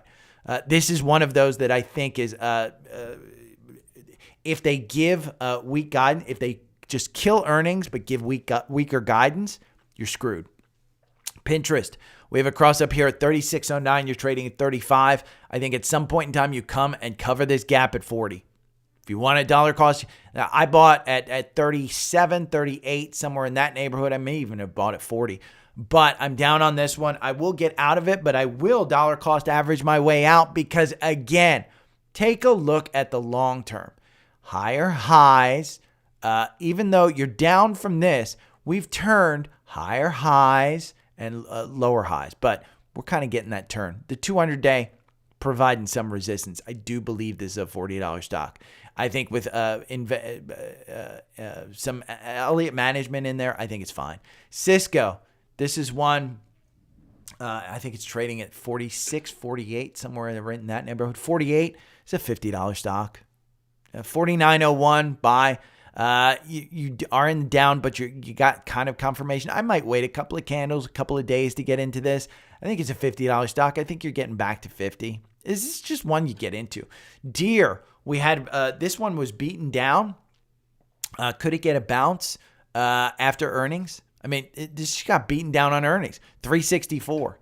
Now, from a solid, hey, where do you want to trade? You want to trade on the bottom of this.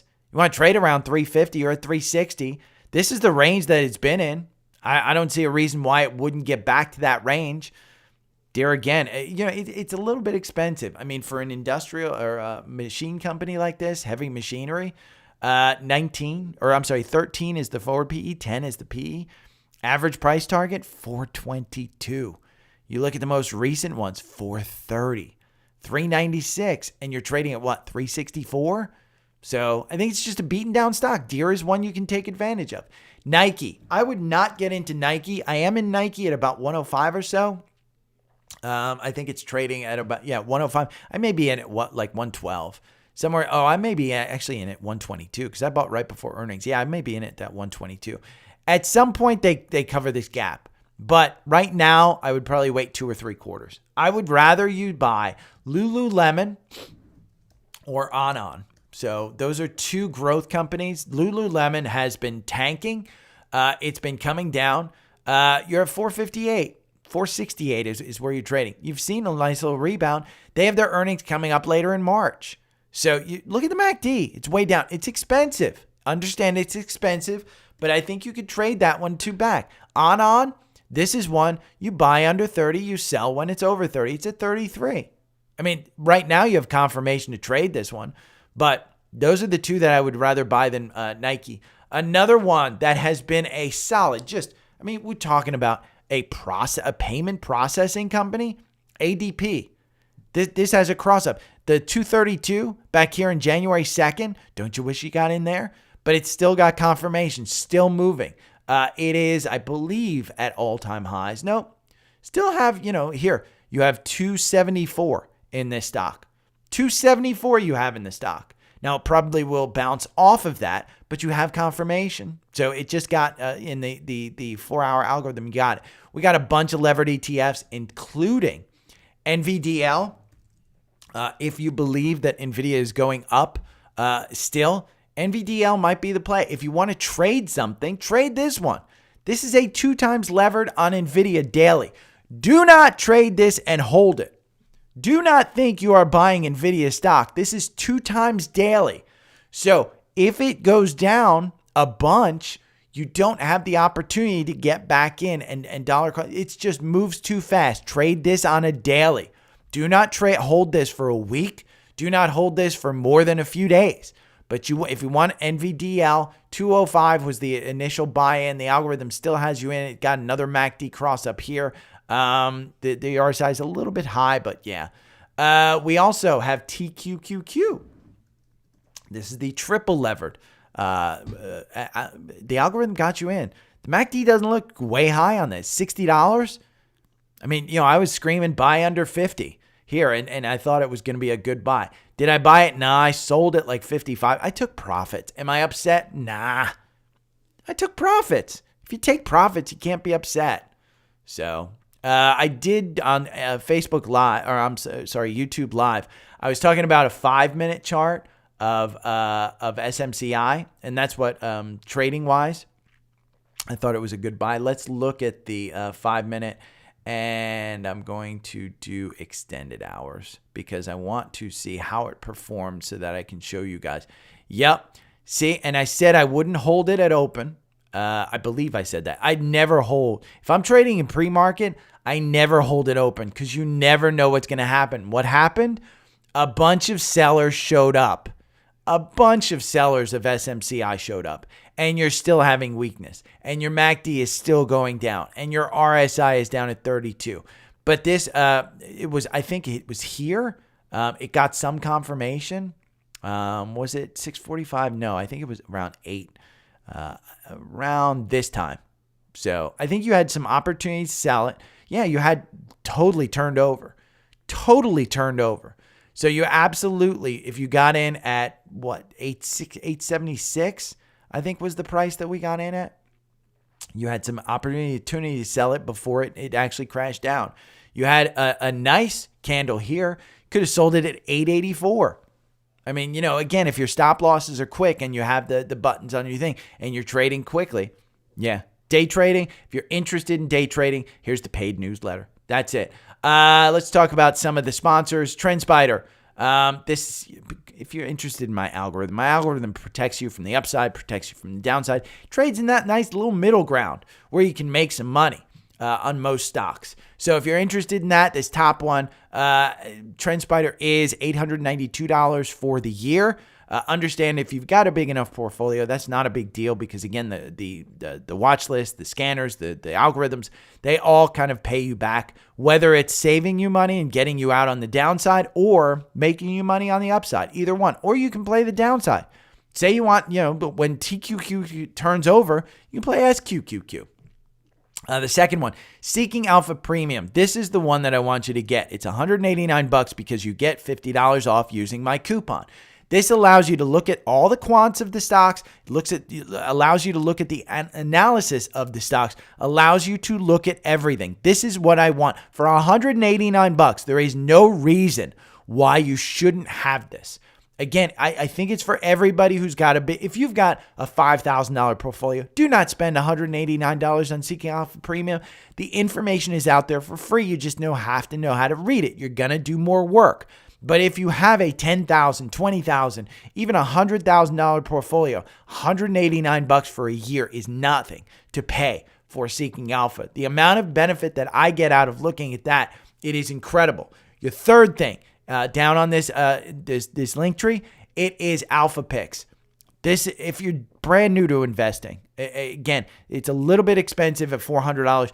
But the return is worth it. July 1st, 2002, if you had just bought every stock in their portfolio, you'd be up 105%. So say you had a $10,000 portfolio. You just bought this equal weighted stuff with all of these stocks on July 1st, 2022. If you just bought it and today, as of February 11th, you're up 105%. It's up even more now. I mean, let's see. Let's go to Seeking Alpha and let's see Alpha Picks, because I am a customer of this one. Alpha Picks, let's see. And we'll go to performance. It is up 114% since July 1st. So you can see some of the big movers. Modine, a lot of these I would never have gotten into.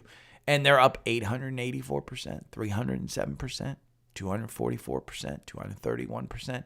Solid player. But again, that is Alpha Picks. That is the third one down. Fourth one, if you don't have Webull, you should get Webull. Webull is unbelievable. It is by far my favorite platform. I think it's fantastic. Daily Stock Pick newsletter, we talked about that one.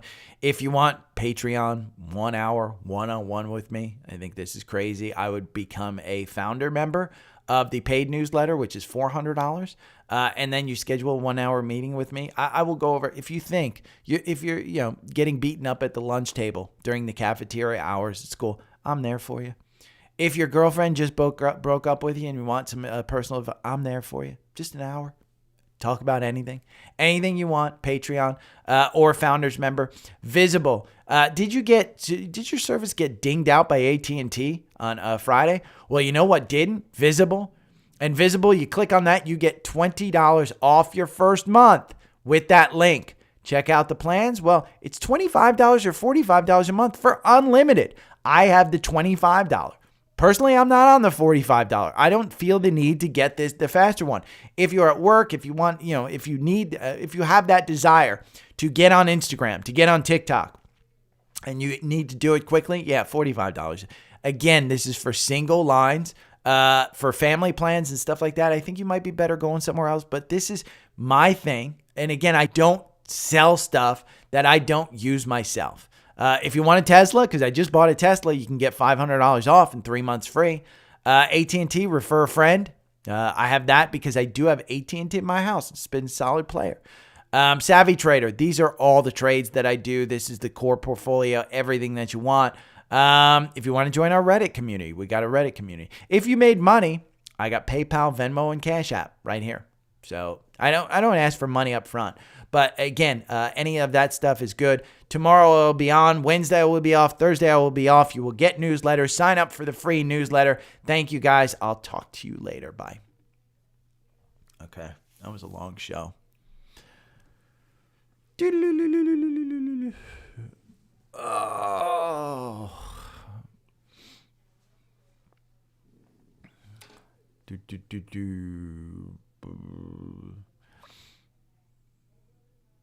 Yeah, but they got that 99-cent menu, Chris. Chris, I'll tell you, the secret to any fast food restaurant is the app. It is 100% the app. Is SMCI gotten us out yet in the 4-hour algorithm? No, it has not. It's capitulating right here. That is a no move on Friday afternoon. Wow. That stock didn't move on Friday afternoon. It does look, I mean, you want to know how I know this is retail? Okay.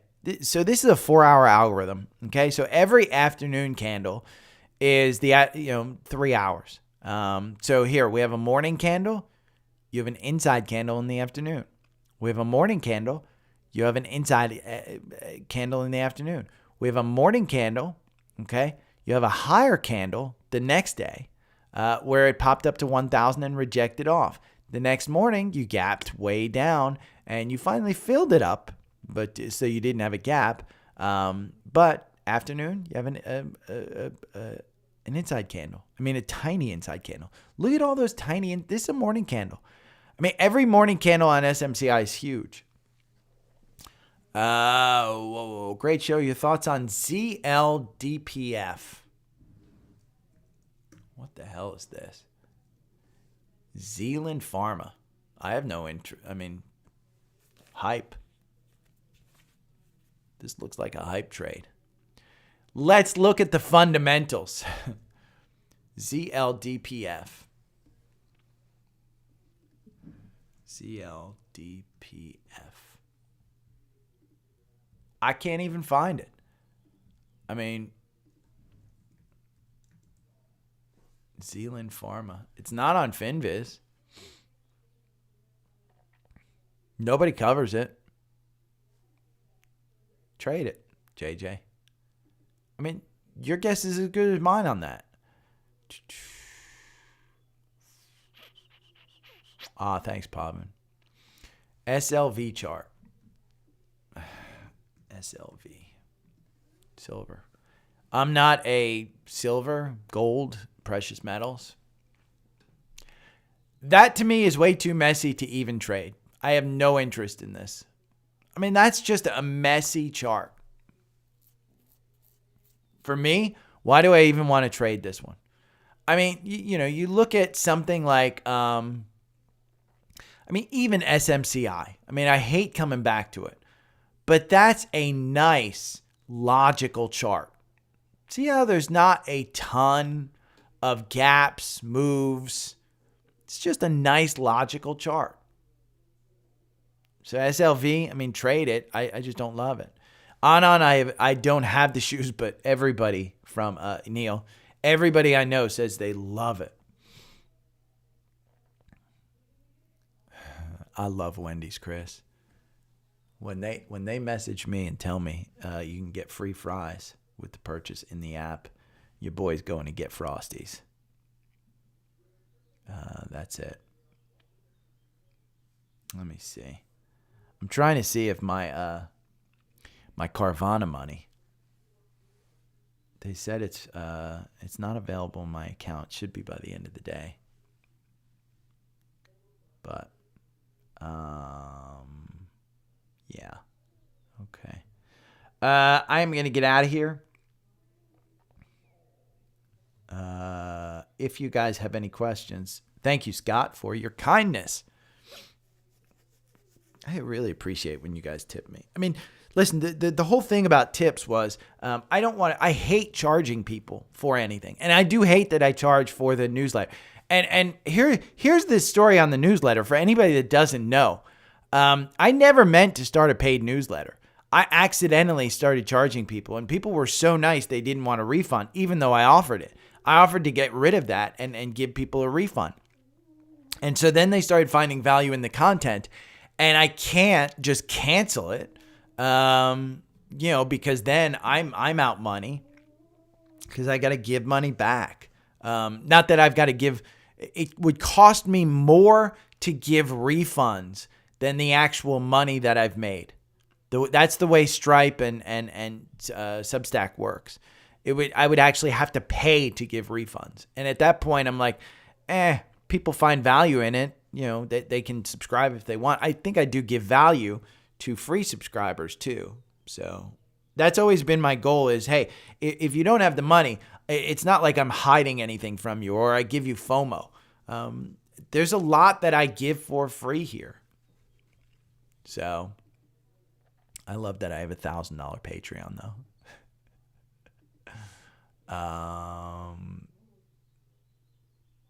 Let's see. What are the portfolios up to today? I guess I can't look. I guess it doesn't do live. No. Let's see. Discover. Best returns. No, just 1 week. I'm back to number 3 for 1 week. 1 month, I am back on top. I don't think I ever left. 3 month, I am back to, second. Techno Crypto got me. And then year to date, I'm up number 1. So 1 year, I don't even think I show up in the 1 year because I haven't been around on Savvy Trader for 1 year. Let's see, a few more portfolios. What's my 1 year return? Let's see.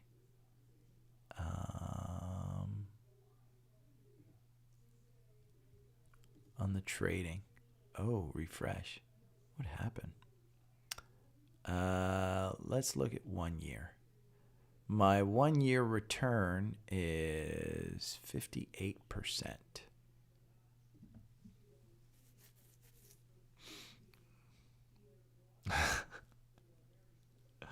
I hate bacon. Sorry to say, Scott, I hate bacon. But listen, I'm not a meat eater. I am mostly plant-based. So,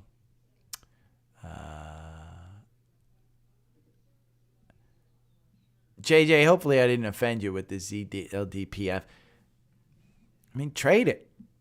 And if you want to know how to trade it, and I think most people in here would tell you, this education series right here, there is nothing crazy like innovative about my system, about how I trade. It's just confirmation, algorithm, how I do it, how I look at it. I will do live trading, but paid newsletter subscribers, yeah. And I will update the pricing. When I start going live, you bet my ass is going up to like $180. Because I'm going to cut the podcast short. I'll do a short podcast announcing that I'm going live, and I'll email out the link. But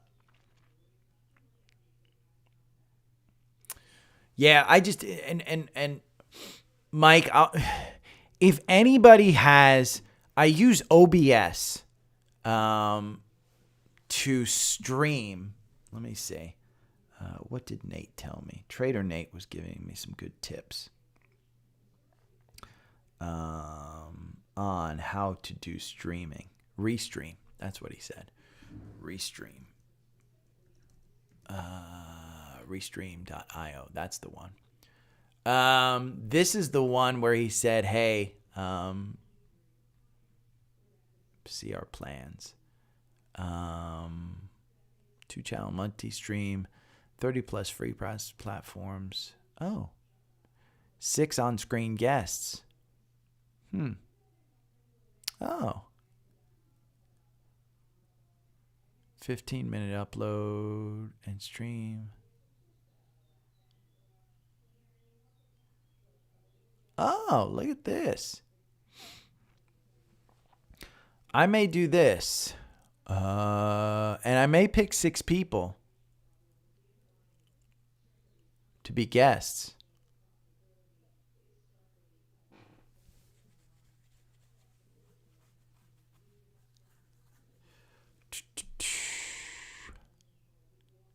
Two-channel multi-stream, 30 plus for free platforms, restream branding. Oh, I guess I can remove the restream branding. Zoom might work, Mike.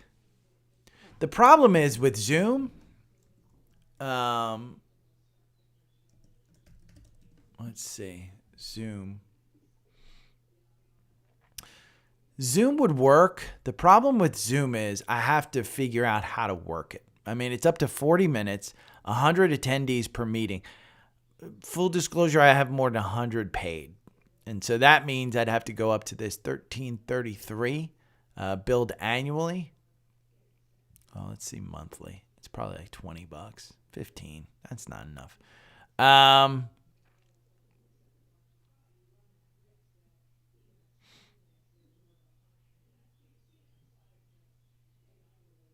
Oh, is Tesla up? See, and that's where this is where, yeah, it's up 3%. You know, they heard your boy bought a new one. It's going to cover that. I mean, at some point in time, it covers the gap to 206.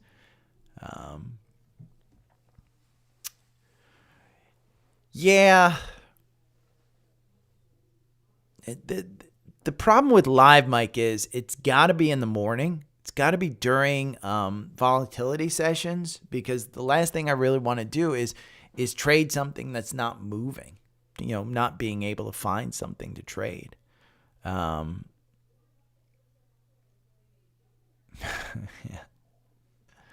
I got nothing but time, Mike. I work for everybody. You know, I view my job as working for you guys, so that support me. So I don't mind doing 2. I don't mind doing some sessions.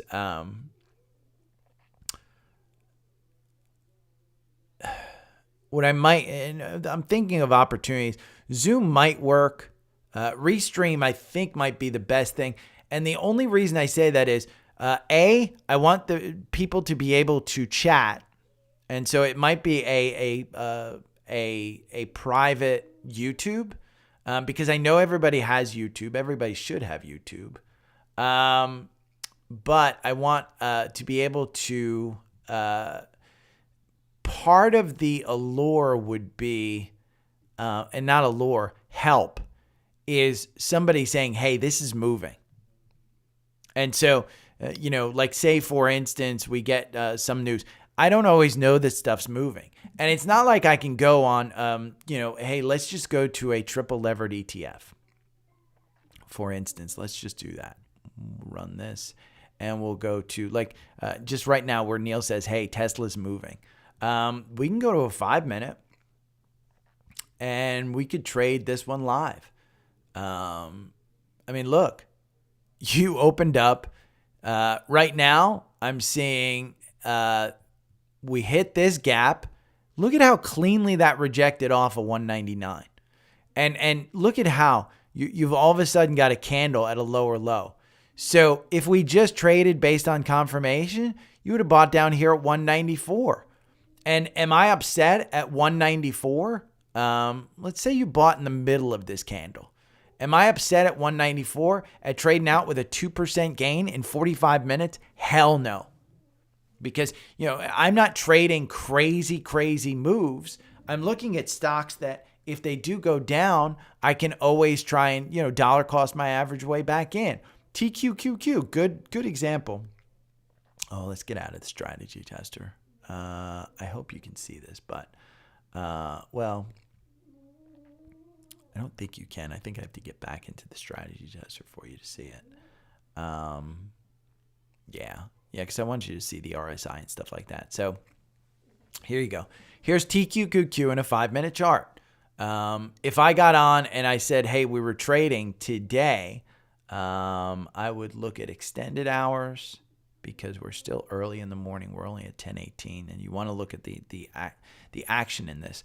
So the action in this started at 4 o'clock. You saw a nice little run up. These candles, ignore them. They're just probably hallucinations. But then you had a nice little run up here, and then you had this turnaround. The key point is not necessarily finding and timing this turnaround. It's understanding that you want to get in when you have confirmation. I'm just going to use these lines. You want to get in when you have confirmation, which would be right about here. I mean, you can see, say the middle of this candle at 59.26, and you want to get out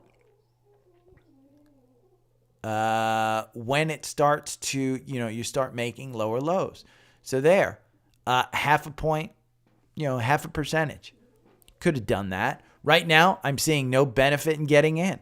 This huge ass candle at a 0.5%, there's no benefit in getting in. So right now you opened up here, but I want to see this candle. If this candle comes down and touches 59.87, I don't want it.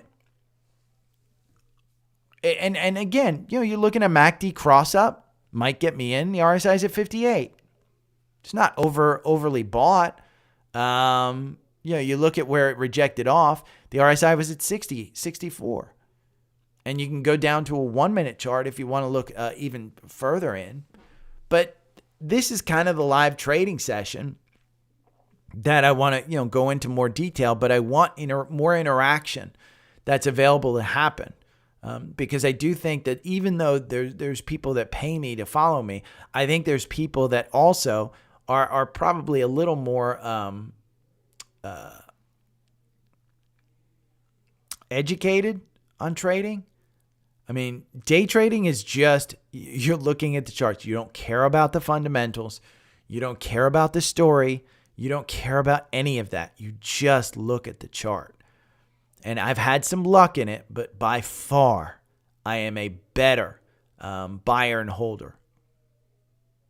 And see, we opened up here at $60.01, and you've just kind of fluttered around there. We hit 59.93, but so far, it's got confirmation. If this candle stays here and goes red, and then we have a green candle on the next one, that to me indicates a triple bar. But right now it's green and you're going over the top. If we go back down to $60.01, I would probably buy here right now at $60.05. I'd put in an order at $59.99, and I'd probably buy. to be honest with you, for like the next 10 to 15 minutes. I mean, that's day trading at its best, is finding, you have to find a stock that you know how it moves. And it's been a while since I did this, but I know how TQQQ moves. If we get a nice little red candle here, this could set up for a triple bar, which would put in probably you beating out over $60.30 and being able to take some profits. So, but Restream might be the way that I go. That might be the way that I go. I don't know for sure, but I will definitely figure it out.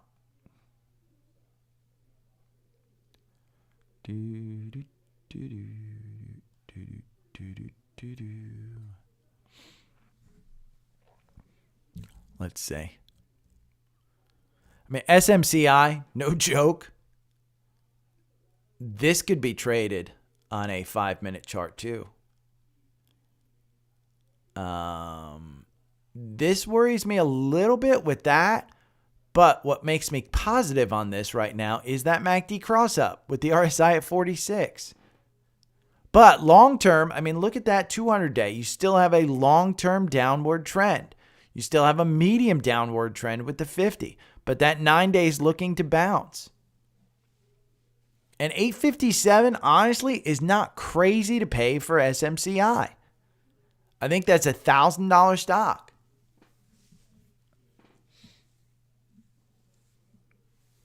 Oh. So I would buy this at 855 and day trade it. But I'm not going to day trade because I got to go do the freaking newsletter and edit this video together. And it is 10:24. I think I'm going to do that. Keep an eye on TQQQ and SMCI. I think in the next 15 minutes, those two, even Tesla. I mean, Tesla's going to pull back. Tesla's at, yeah, see? The new candle, lower low, lower high. So I think you're going to pull back. Your volume's also getting dinged down. That MACD is way too high. That's got to pull back. Your RSI is at 70. It's overbought. You had a huge volume. You have no more volume left. It's just not getting the sustained support. You had this golden cross, which pushed it. I mean, the golden cross pushed it. Look at where you got this golden cross right here. You opened at 196.18 right there. I mean, golden cross pushed it up. You know, you would have gotten out with a nice 1.1.5% in 35 minutes. I mean, you could play options and do better. But, you know, right now, I can't imagine that there's no reason to buy this. You'd buy TSLQ.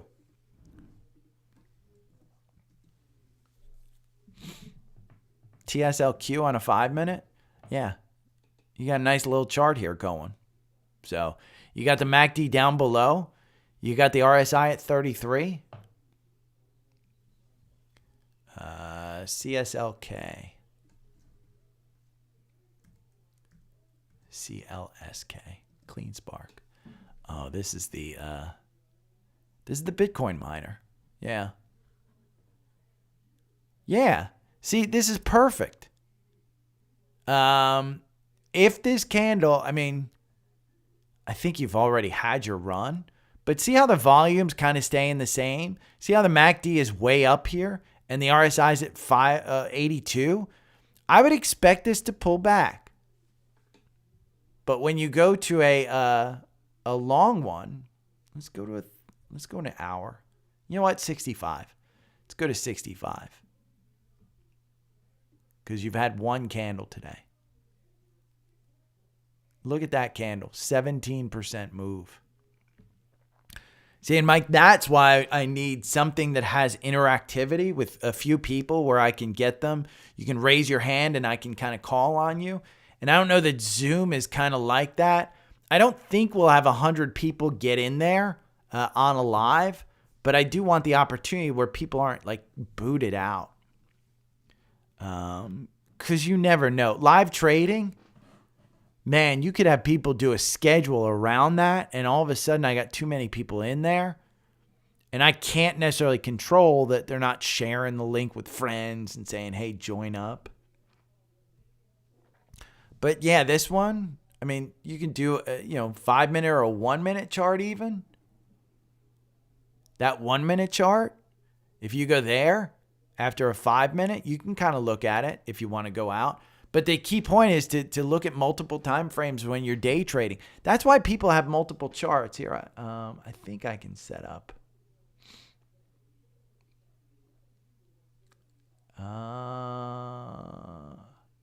Let's do 4 charts, 1 symbol.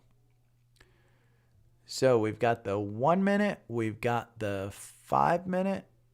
We'll do the 30-minute and then the 1 hour. Okay. So the 1 minute, you can see the MACD's high, the RSI's at 68. We got the 5-minute, which still has confirmation. I think you can see all 4. Yeah, you can see all 4. And then you've got this 1 hour where you've just got the market opens and boom, it pops up. Now I want to get this. Let's take this. We're going to pull the volume because I want to see where people are buying. Oh, there we go. We're going to pull that there. I think it does it for everybody. Yep. We're going to pull it to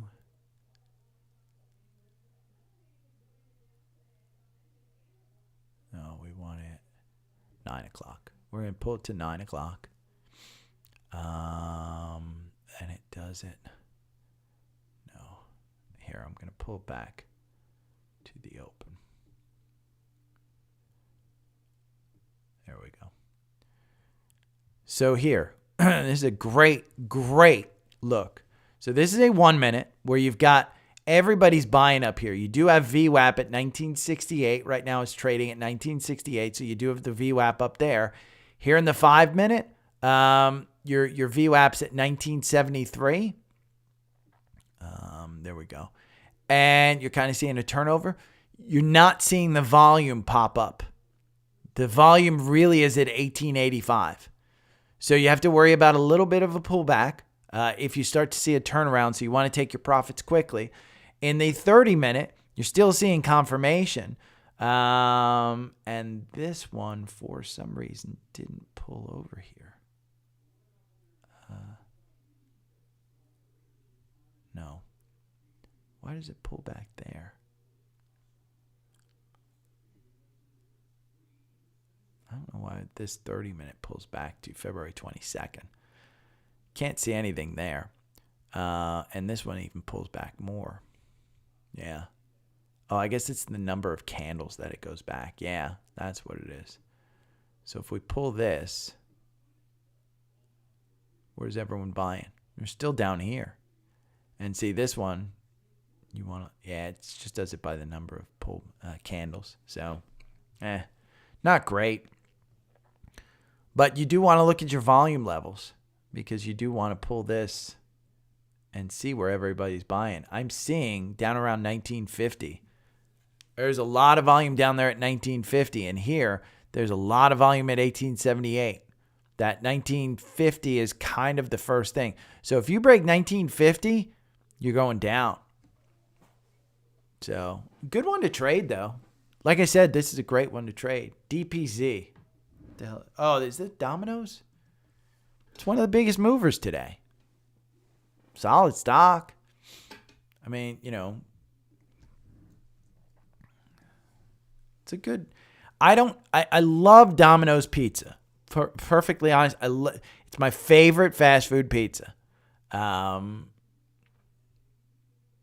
It's, valuation is crazy.